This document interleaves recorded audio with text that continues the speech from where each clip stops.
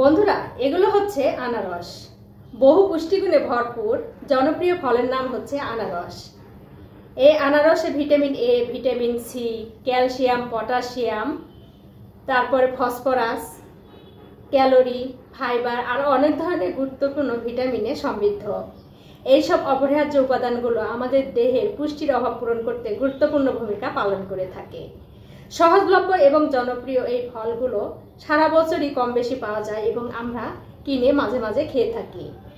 কিন্তু বন্ধুরা, আপনারা কি জানেন বহু পুষ্টিগুণে ভরপুর হওয়া সত্ত্বেও এই আনারস কাদের জন্য খাওয়া নিষেধ? হ্যাঁ বন্ধুরা, আমি ঠিকই বলছি। যারা ডায়াবেটিসের রোগী তাদের জন্য কিন্তু এই আনারস খাওয়া নিষেধ। কারণ এই আনারসে প্রাকৃতিক চিনির পরিমাণ কিন্তু বেশি থাকে। তাই ডায়াবেটিসের রোগীরা যদি এই আনারস খায় তাহলে তাদের রক্তে শর্করার মাত্রা বেড়ে গিয়ে বিভিন্ন ধরনের সমস্যা দেখা দিতে পারে। তাই ডায়াবেটিসের রোগীরা আনারস খেতে পারবেন না। এছাড়া বন্ধুরা, আমাদের মধ্যে যাদের বাতের সমস্যা রয়েছে তারাও কিন্তু আনারস খেতে পারবেন না। বাতের রোগীদের জন্য আনারস খাওয়া নিষেধ। এছাড়া বন্ধুরা, যারা অ্যান্টিবায়োটিক জাতীয় ওষুধ সেবন করছেন তাদের জন্য কিন্তু আনারস খাওয়া নিষেধ। যারা অ্যান্টিবায়োটিকের ওষুধ সেবন করছেন তারা যদি আনারস খান, সাইড এফেক্ট হয়ে বিভিন্ন ধরনের সমস্যা কিন্তু দেখা দিতে পারে।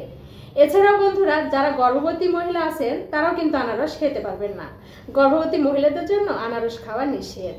এছাড়াও বন্ধুরা, আপনারা যারা রক্ত পাতলা করার ওষুধ সেবন করছেন তারা যদি আনারস খান তাহলে আপনাদের বিভিন্ন ধরনের সমস্যা কিন্তু দেখা দিতে পারে। এছাড়াও আমাদের যাদের গ্যাস্ট্রিকের সমস্যা বেশি রয়েছে তারা যদি আনারস খায় তাহলে আমাদের গ্যাস্ট্রিকের সমস্যাও কিন্তু বেড়ে যেতে পারে। এছাড়া বন্ধুরা, আমাদের মধ্যে অনেকেরই কি হয়, অ্যালার্জি হয়। এই অ্যালার্জির সমস্যা যাদের বেশি রয়েছে তারা যদি আনারস খায় তাহলে কিন্তু তাদের এই অ্যালার্জির সমস্যা কিন্তু বন্ধুরা বেড়ে যেতে পারে। অনেকেই আছেন যাদের হজম শক্তি খুবই দুর্বল, তারা যদি এই আনারস খায় তাহলে তাদের বুক জ্বালা পোড়া, পেট ব্যথা, পেট ফুলে যাওয়া, পেট ফাঁপা আরও অনেক ধরনের সমস্যা কিন্তু তারা পড়ে যেতে পারেন। তাই যাদের হজম শক্তি দুর্বল, কোনো কিছু খেলে সহজে হজম হয় না, তারা কিন্তু এই আনারস খেতে পারবেন না।